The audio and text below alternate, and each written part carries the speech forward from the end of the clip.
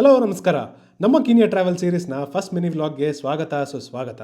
ಬೆಂಗಳೂರಿಂದ ಹೊರಟು ಮುಂಬೈಗೆ ಹೋಗಿ ಅಲ್ಲಿಂದ ಇನ್ನೊಂದು ಫ್ಲೈಟ್ ತೊಗೊಂಡು 5.5 ಗಂಟೆ ಜರ್ನಿ ಮಾಡಿ ಆಮೇಲೆ ನೈರೋಬಿಗೆ ರೀಚ್ ಆದ್ವಿ. ಅಲ್ಲಿ ನಮ್ಮ ಗೈಡ್ನ ಮೀಟ್ ಮಾಡಿ ಆಂಬಸಲೆ ಕಡೆ ಹೊರಟ್ವಿ. 4 ಅವರ್ಸ್ ಜರ್ನಿಯಲ್ಲಿ ಸ್ವಲ್ಪ ಹೊತ್ತು ವ್ಯೂಸ್ ಎಂಜಾಯ್ ಮಾಡಿದ್ವಿ, ತೇಪ್ಲ ತಿಂದ್ವಿ, ನಿದ್ದೆ ಮಾಡಿದ್ವಿ. ಸಡನ್ನಾಗಿ ನಮ್ಮ ಡ್ರೈವರ್ ಗಾಡಿ ಸ್ಟಾಪ್ ಮಾಡಿದ್ರು.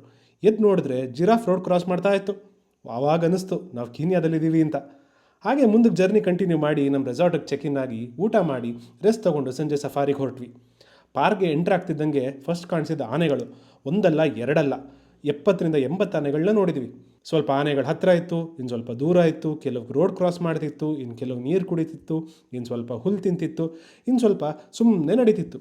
ಇಷ್ಟೆಲ್ಲ ಆದಮೇಲೆ ದೂರದಲ್ಲಿ ಆಫ್ರಿಕಾ ಹೈಯೆಸ್ಟ್ ಪೀಕ್ನ ನೋಡಿದ್ವಿ. ಅದೇ ಮೌಂಟ್ ಕಿಲಿಮಂಜಾರೋ.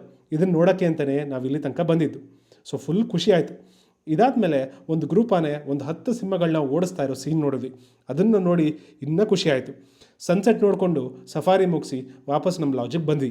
ಇಲ್ಲಿಗೆ ಎಪಿಸೋಡ್ 1 ಮುಗೀತು. ನೆಕ್ಸ್ಟ್ ಮಿನಿ ವ್ಲಾಗಲ್ಲಿ ಸಿಗೋಣ. ಬಾಯ್.